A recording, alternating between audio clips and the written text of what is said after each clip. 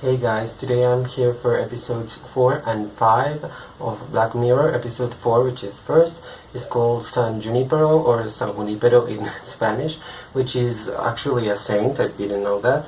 But yeah, the episode is about two women that fall in love in the 80s, and one of them disappears and the other looks for the other one in other timelines, basically in the 90s, in the 2000s. And when she finally meets her, she's aware that the other didn't want to commit to a relationship, but then they fall in love, and it's a really beautiful love story. And then you realize that both women are actually not that young, but are actually in their older years. They're elderly people, and they are in homes, each one in the different city, when actually one is in a home and the other one is in a hospital. But yeah, you realize that, and that the world that they met in is like this special world where people can put their consciousness basically in order to keep it alive after death, which is very interesting. Well, after everything that happens, they live happily ever after. But the episode, I think, is very interesting because it deals with a lot of subjects, namely euthanasia, which is basically not kill. I mean, some people say it's killing, but others say it's mercy killing, which is when a person just cannot function by themselves. Someone disconnects that person from the machines, and the machines help that person live. So when you disconnect it, well, the person dies, of course, because that happens in the episode. It also deals with death.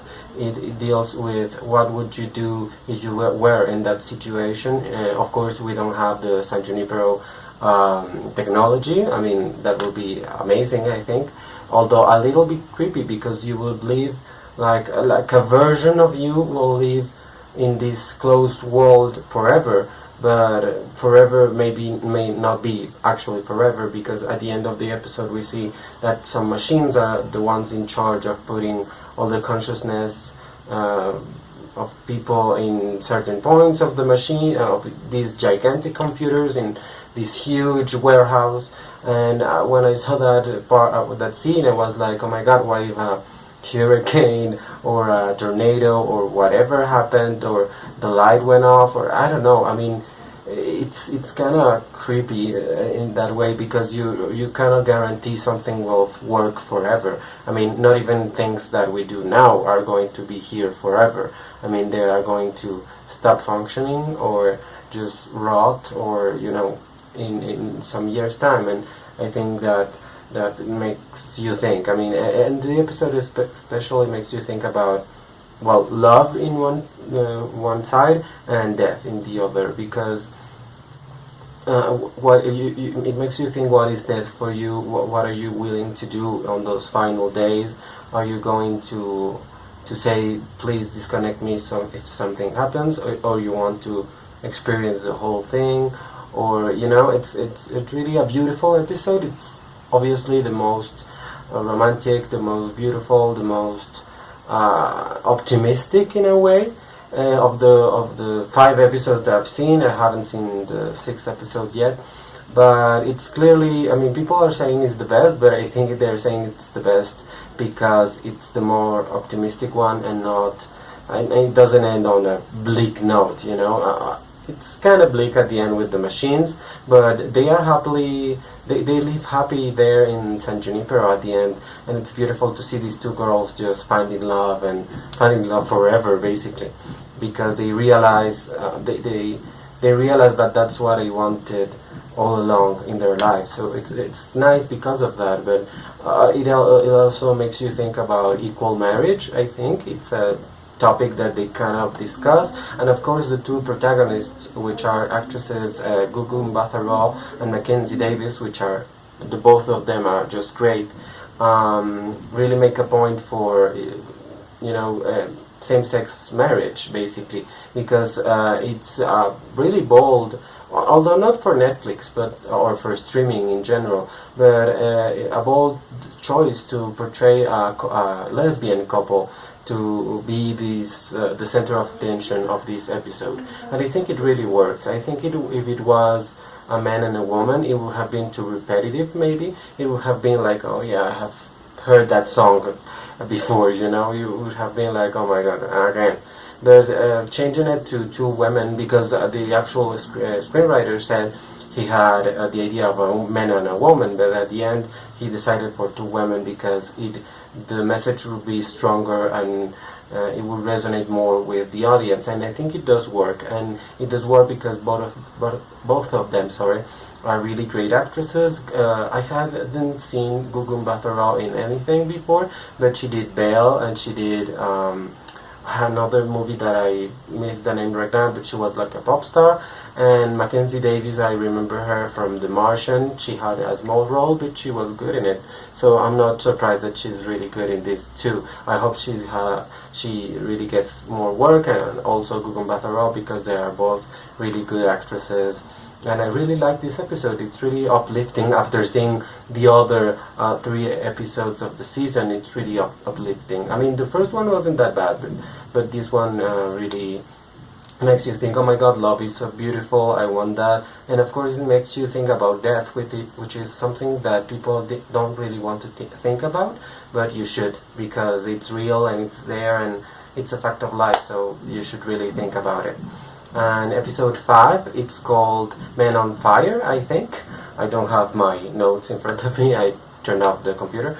Well, Men on Fire is about a group of soldiers actually, that basically are in charge of killing this group of zombies, if you want, that look like vampires. I mean, it's kind of crazy, and protect the villagers.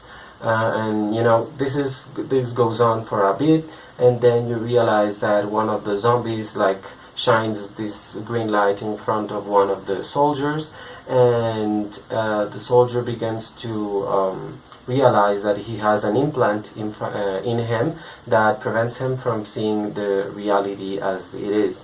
He cannot taste or smell or see things as they are, but as the military intends him to see. I don't know if that makes sense. So for example, he sees all the zombies, but the zombies are actually enemies that are portrayed as zombies by the machine installed in his brain, the thing they put inside of him. So he slowly realizes the truth. He tries to save some of them, but he can't, because he's one of his fellow soldiers catches him and just brings him to justice, and he's incarcerated, and the shrink of the facility asks him what is he going to choose. Is he going to choose to be arrested and in jail for life, and having these thoughts play once and again and again and again about how he actually killed people with his bare hands, or is he going to choose the illusion and just live forever in that illusion of things that are not real? I thought it was a very interesting episode, although to be honest it was the weakest one I have seen so far, because the story was very slow. It wasn't really deep. It's something that I think it has been portrayed in other series or in other movies, and so it's kind of, they tried to be honest, I think they tried to change it by making it with a black soldier, which was nice. I mean, he's a Malachi Kirby. He's a good actor, but I think that was just to portray someone different. And they put a woman and a Latina also in the soldier group. And I mean, I think they're trying too hard to be diverse in this series. You have to make it natural and not make it look forced. And I think that sometimes it looks really, really forced. In this episode, it really does. And for example, in episode 4 in San Junipero, Gugun Batharao and Mackenzie Davis they just match. They are just perfect for each other, and all the characters are really well put together. In this Men on Fire, it doesn't really make sense. It's just like that. I mean, and they don't really explain a lot of things. It's just, there are enemies, and they are filled with disease and apparently with perversions, so that's why we want to kill them, and that's it. So I don't know, they don't really make a great case for whatever their world is. And you know, as I said, this is the episode of the 5 I've seen that I have liked the least, because it's really weak. I mean, the screenplay is also very lazy. I mean, yes, he escapes. I mean, everything that he does, you know that he's going to do.